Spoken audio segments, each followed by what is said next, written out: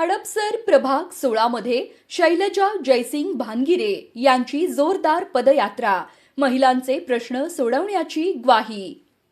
हडपसर सातवाडी प्रभाग क्रमांक 16 मधील काळेपडळ परिसरात शैलजा जयसिंग भानगिरे यांनी पदयात्रा काढली। मतदारांच्या गाठीभेटी घेतल्या असता अनेक प्रलंबित समस्या समोर आल्या।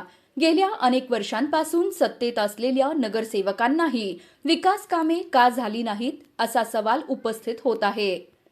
महिलांच्या मूलभूत प्रश्नांना खऱ्या अर्थाने प्राधान्य देऊन प्रामाणिकपणे काम करण्याचा निर्धार शैलजा भानगिरे यांनी व्यक्त केला। 5 वर्षात नगरसेवक फिरकलेच नाहीत, त्यामुळे कामे रखडली।